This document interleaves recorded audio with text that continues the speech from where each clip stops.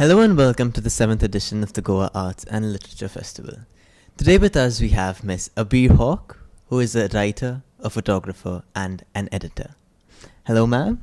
Hello. It is a pleasure to have you. Thank you for having me. So ma'am, you've said that you've been traveling 7 years and you've been living the nomadic life for 7 years. So how was it? How were those 7 years? I'm no longer living the nomadic life, but I did for 7 years. I hadn't planned to leave for 7 years. I had thought I would go for 1 year, and then the 1 year was stretched to 2, and then to 3. And every year I would just find something else to do, some new place to go. And so I just kept going and going. And then after a while, I started getting tired. It was before the 7 years was up. So I tried to stop. But then, a friend would say, oh, I've got a spare bedroom. Come and stay with me in Bangkok, or come and stay with me in London. And I would just go again. So I actually had to force myself at some point just to scrape to a halt.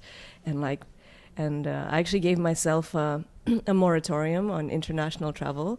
And I was like, you cannot buy any tickets to go anywhere outside of the United States, which is where I was trying to stay still. But it was amazing. I mean, I would never do it again because it was exhausting and also extremely financially fraught because I never had enough money. I never knew. Sometimes I had like $12 in my bank account. So I had to also rely on the kindness of friends who would put me up, feed me sometimes.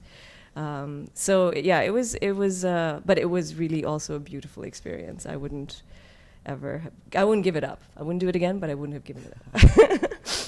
So if you could go back in time, you'd still do it again? I guess so, yes. Yeah. They say that there are certain places that can leave a person speechless. Could you share any such place with us? I think there's a couple of places that really stand out to me. One of them is Bhutan, which is, close to home here. And I have a Bangladeshi passport, which is, I have had it since I was born. And then when my family moved to the States, I grew up in Nigeria, but when my family moved to the States, we eventually became American citizens. So we got an American passport, and my Bangladeshi passport sort of went by the wayside. And then one time when I was living in Bangladesh, I went back as an adult to live there. And I wanted to go visit Bhutan, and one of the rare privileges there's not very many, of having a Bangladeshi passport is that you can go to Bhutan and get a visa on arrival. Whereas for foreign passports, like US passports, you have to pay like $250 a day just to be there. You have to have a tour guide and, stay at certain hotels. So I resurrected this Bangladeshi passport, which I had not used in about 10 years at that point. I renewed it and got a dual citizenship card and everything, and then I went to Bhutan. And I went by myself, and there's nobody Bhutan is a very alone place. It's gorgeous. One of the most brilliantly beautiful places I've ever seen. It's in the Himalayas, so it's got just visually stunning. And there's no one there except for the Bhutanese. There's not very many of them, so it seems very empty in a way, and wild. And then there's very few foreigners. They limit their in tourist industry because they don't want to go overboard with it. So I hardly saw anybody there other than some Indian families that were visiting, and maybe one or two foreigners here and there. But for the most part, I just traveled by myself. And I, climbed up mountains. I visited monasteries. I wandered around the capital city with its one traffic light. And I had a brilliant time. So I think that's one place. I think it's really special. And one of the reasons is because so few people go there. So actually it's retained a lot of its magic. Now, since you travel a lot, I would just like to ask you that. I came across a quote the other day: travel far enough and you meet yourself. Could you relate to this? A really interesting quote. I feel like everything I do teaches me something about myself and the world. And I don't know. I think it's true that I figured out that I've always thought the word home is a complicated term for me anyway, because I grew up in Nigeria, so I was a foreigner there. And then we moved to the States, I was a foreigner there. And then I went back to Bangladesh to live in Bangladesh, and I was a foreigner there because I had come from somewhere else. And so I've always felt a little bit of an outsider. And so when I've been traveling, it's a useful thing for a writer also to be a little bit apart, because then you look at things a different way and then you can write about them. But I also learned how to make some very different places home, like places I wouldn't have imagined home. When I first went to Bangladesh, I felt so much like an alien. But after a year or two living there, I actually felt like I could live there, you know, like I made friends, I knew like where all the places were that I like to go. And so it became one of my homes in the world. And so I learned to expand this definition, or to change it to suit me, and to suit my life and the way that I was brought up. So that's something that traveling has done for me.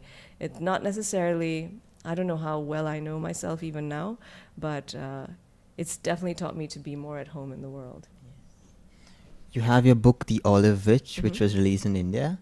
How did you go about writing that book? I started writing it when I was in grad school for writing in San Francisco, and I started writing these little stories about my childhood. And my fellow students loved them. Like in the workshops, they thought that they were really entertaining. And they were super fun to write. You know, I was kind of recalling this place that I had, my childhood, which in a place that I could no longer go back to because we had left Nigeria. So it was sort of a little lost place. And by writing about it, I could bring it back to life for myself, and tell these stories about my family, my sister and my brother, and growing up there. And it was such a joyful experience writing about them. I thought, I could write a whole book of them, these stories. Of course, it got harder. The Nigeria stories, you know, the childhood stories were actually quite easy to write. But then as I got older, like the stories of the teenagehood and then young adulthood, and it ends pretty much in young adulthood, it became more difficult to write because, you know, I was more uncomfortable. I was trying to figure out who I was, and it wasn't as clear to me what the story was or what I had learned from them. Whereas I think you know sort of the stories from your childhood. They make sense to you. You know, they're like fond memories. So, but yeah, that's how it started, was in grad school. So since this is your second time at the Goa Arts and Literature Festival, I would like to ask you, what changes have you seen from last year to this year? One of the reasons I came back was because I had such an amazing experience the first time I came last year. The thing that's different about this festival, I've only been to 3 or 4 festivals, is that it is really intimate. You get to talk to the authors, you get to talk to the audience, you know, in between sessions. It feels, because I think it's on a smaller scale, and because I think they have a good mix of, they don't have too many outsiders. Like Jaipur, I feel like everybody's coming from elsewhere. Here, there's a bunch of people who are from this area, or close, and I think at least half of them, I think, are from around here. And so then it gives it a sense of groundedness, you know, like you feel like there's a personality to the festival, there's a real sense of place. And also this idea that you can, like, you know, share a taxi with somebody who is a very accomplished writer, has written, you know, 14 books or something, and they'll talk to you just very normally and openly. And this is not something that you see often in other festivals. So when I got the invitation to come back, even though it's a very long way from New York, I debated it, and I thought, okay, if I'm going to come to Bangladesh for a visit anyway, then at least from Bangladesh to India, it's a shorter distance. So it'll feel, you know, it'll make it more financially feasible to come. So in terms of the differences, well, this is not a great reflection, but the biggest difference this year was they didn't have the program ready until the night of, or maybe the morning of the. So each day you had to, you know, find out what session you were doing, what panel you were on. So it makes it a little bit hard to prepare. Impossible, actually, to prepare because you don't know. You certainly can't read somebody's book, in the day before. Whereas other festivals, they'll give you like a few months. So if you're with somebody, you can like actually read their book. And so that was a little bit, that's kind of a negative thing. But the sessions I went to were still extremely strong. They were really interesting, thought-provoking. They're smart people. They're smart authors who are thoughtful and articulate. And so you have really nice conversations, despite the fact that many of them didn't know they were going to be on that panel until just before. And the thing that remains that you're able to have these lovely, deep, intimate conversations with pretty much anyone you wanted to talk to. You could approach.